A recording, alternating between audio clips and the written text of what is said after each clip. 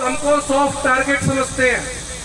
Police में इनके आदमी बैठे हैं, कोर्टों में इनके आदमी बैठे हैं, प्रशासन में इनके आदमी बैठे हैं, सरकार में इनके आदमी बैठे हैं।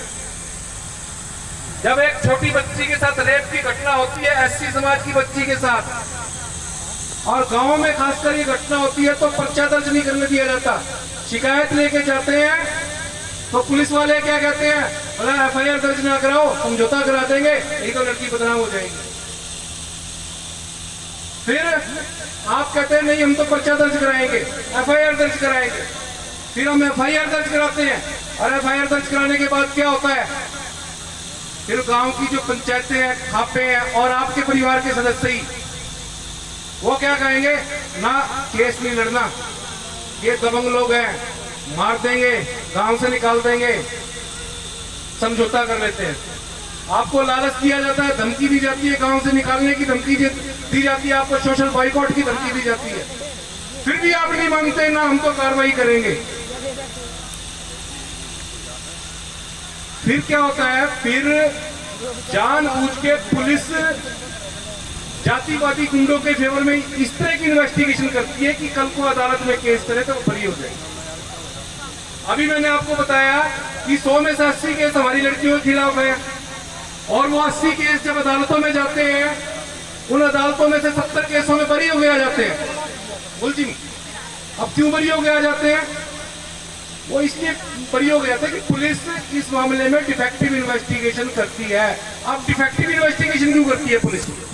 भाई पुलिस के अधिकारियों ने जो वर्दी पहनी है वो कॉन्स्टिट्यूशन की शपथ लेके पहनी है कि भाई हम जब के अब वर्दी के अनुरूप काम करेंगे तो कोई जाति नहीं देखेंगे, कोई धर्म नहीं देखेंगे, कोई समुदाय नहीं देखेंगे, कोई पंथ नहीं देखेंगे। फिर वो एससी समुदाय की बच्ची को न्याय दिलाने की बजाय न्याय दिलाने के लिए जानबूझकर खराब जांच क्यों करते हैं, ताकि आरोपी को फायदा पहुंचे। वो इसलिए है कि आज भी हरियाणा में चाहे भारत में जाति कास्ट सिस्टम एक कड़वी सच्चाई है, एक कड़वी सच्चाई है। और हरियाणा की अगर हम हिस्ट्री उठा के देखें, हरियाणा में अब तक जितने भी चीफ मिनिस्टर आए हैं, 1, 2 या 3 को छोड़ दो तो सारे ही एक स्पेसिफिक कास्ट से आए हैं, और हरियाणा में लड़ाई ही उनकी है। जो चीफ मिनिस्टर आए हरियाणा के गठन के समय से लेकर आज तक, उन्होंने केवल एक ही बिरादरी के लोगों को पुलिस डिपार्टमेंट में भर्ती करने का काम किया। अब जातिवाद का जहर इतना कूट कूट कर भरा हुआ है। जिस जाति का सीएम था, जिस जाति का पुलिस अधिकारी है, और जिस जाति का आरोपी है, रेप करने वाला है, पुलिस क्या करती है? पुलिस उसको बचाने का काम करती है। इसलिए जानबूझ के डिफेक्टिव इन्वेस्टिगेशन करती है। इसलिए 80 केसों में से केवल 10 केसों में सजा हो पाती है, बाकी 70 केसों में बरी हो जाती है। हमारी लड़ाई यही है। मेरे बारे में साथियों ने बताया कि भाई ये समाज की लड़ाई लड़ते हैं। हमारी लड़ाई क्या है? मैं जब शुरू में वकील बन के आया, मैंने इसको बड़ी नजदीकी से देखा कि किस तरह से अत्याचार हो रहा है। कोर्ट भी स्पोर्ट नहीं कर रहे हैं, पुलिस वाले आरोपियों के साथ खड़े हो जाते हैं। केवल रेप के मामलों की बात नहीं कर रहा मैं, चाहे हमारे समाज का मर्डर हो, चाहे हमारे समाज को जाति के आधार पर अपमानित करने का मामला हो, कास्ट से रिलेटेड कोई भी मुकदमा हो, पुलिस हमारी मदद नहीं करती, पुलिस आरोपियों की मदद करती है, जातिवादी गुंडों की मदद करती है। तो इस चीज पे हमने काम किया,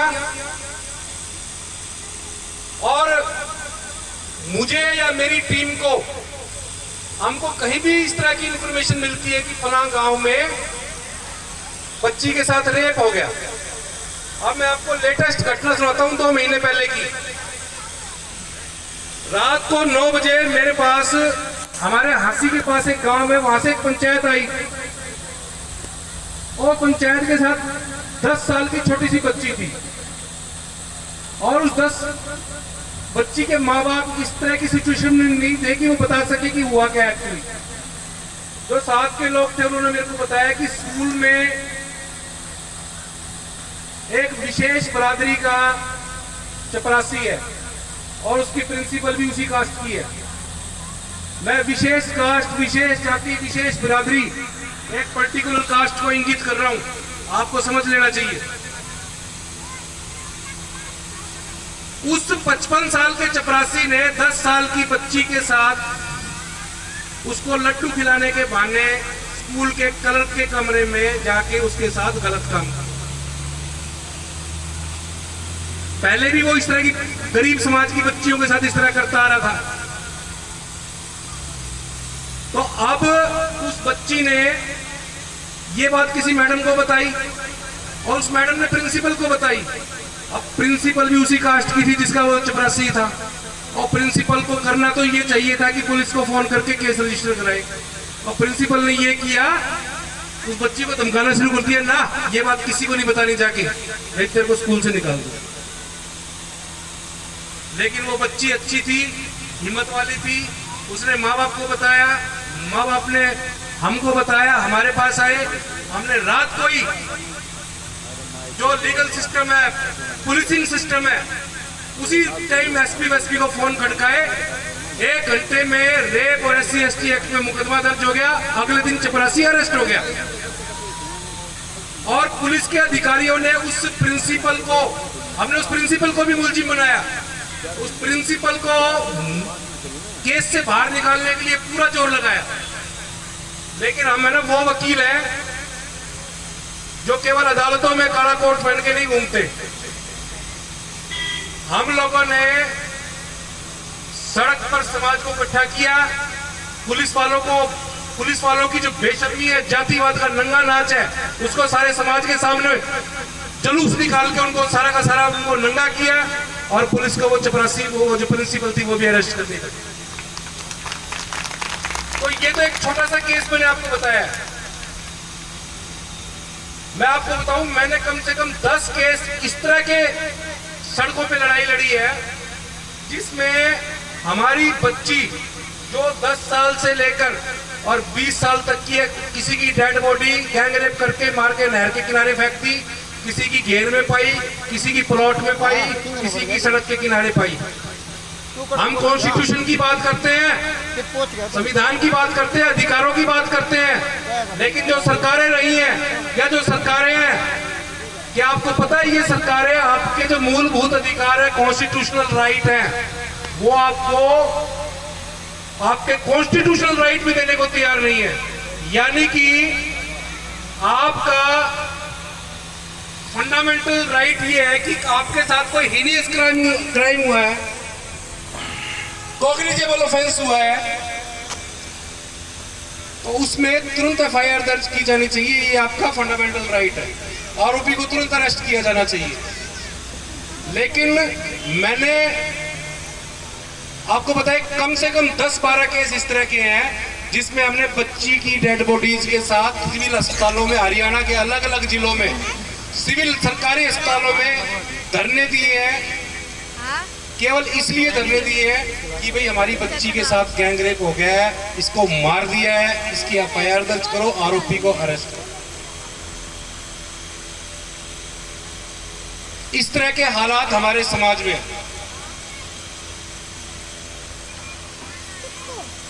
तो इस तरह की लड़ाई हम लड़ते हैं। आप लोगों ने मिर्चपुर केस का नाम सुना होगा। मिर्चपुर केस में पूरी वाल्मीकि बस्ती को जला दिया था, और मिर्चपुर केस का ट्रायल शुरू में हिसार की कोर्ट में था, और एक बार हिसार की कोर्ट में मैं अपीयर हुआ तो वहां पे वो सफेद कपड़ों में, कुर्ते पजामों में, पगड़ी में 300-400 आदमी बैठे थे, और मैं वहां से गुजरा जब मेरे जो वाल्मीकि भाई थे, जो विक्टिम थे उस केस के, तो वो दौड़ कपड़िए जो थे वो बोले यो इनका वकील भाई, यो इनका वकील, यो समझौता नहीं होने देता। मेरे से बोले रोक क्या, बोला भाई क्या कर लेगा तू? मैं करना क्या, मैं तो केस लड़ना हूँ, केस लड़ूंगा। बोला फिर क्या हो जाएगा? मैं फिर थारी सजा हो जाएगी। बोला लाले चोर, बोला लाले चोर कोई बात नहीं, मैं कोई बात नहीं, डाल लेंगे।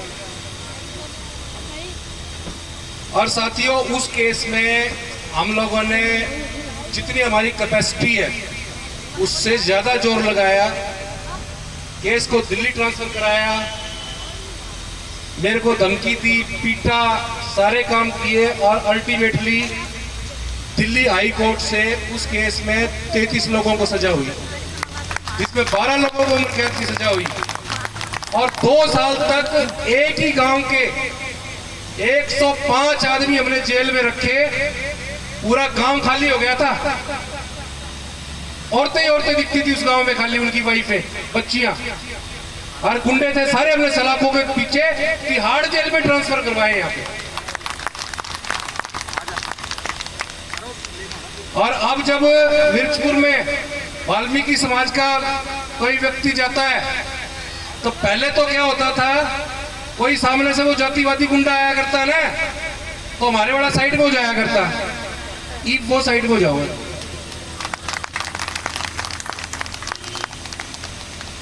लेकिन साथियों, केवल इस तरह की लड़ाइयां लड़ने से, अब हमने जो लड़ाई ली है, मुकदमे भी दर्ज होते हैं, कन्विक्शन भी हम लोगों ने कराए हैं, सजाएं बहुत ज्यादा कराई है। हरियाणा के जिलों की जेलें हमने जातिवादी गुंडों से भर रखी है। कोई रेप केस में उम्र कैद काट रहा है, कोई मर्डर केस में काट रहा है, कोई 5 साल की काट रहा है, कोई 10 साल की काट रहा है। जेल में बैठे बैठे मेरे को मारने की साजिशें वो लोग रचते हैं कि इसको मारना है किसी तरह। 8-9 साल हम प्रोटेक्शन में रहे, 2-2, 3-3 पुलिस गार्ड मेरे साथ होते थे। और आपको एक बात बताऊं कि मेरे को निष्क्रिय करने के लिए, भाई इसको किसी तरह रोक दो, इतनी तरह की साजिशें रची गई। मेरा वकालत का लाइसेंस कैंसिल करने के लिए, कि इसको वकील ही ना बना दो, वकालत का लाइसेंस कैंसिल करने के लिए हरियाणा की अलग अलग खापो पंचायतों ने बार काउंसिल ऑफ इंडिया जो है, उनको इतने बड़े बड़े मेरे अखबारों की कटिंग के चिट्ठे भेजे जी, ये तो वकील के अलावा और क्या पता नहीं क्या क्या करता है, ये करता है, वो करता है। तो नहीं है भाई,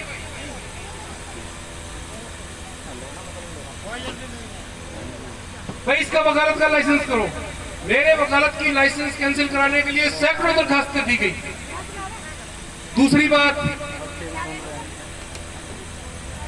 भाई इसको जेल में डाल दो। जितनी बार हम लोगों ने एजिटेशन किए, जितनी बार हमने विरोध प्रदर्शन किए,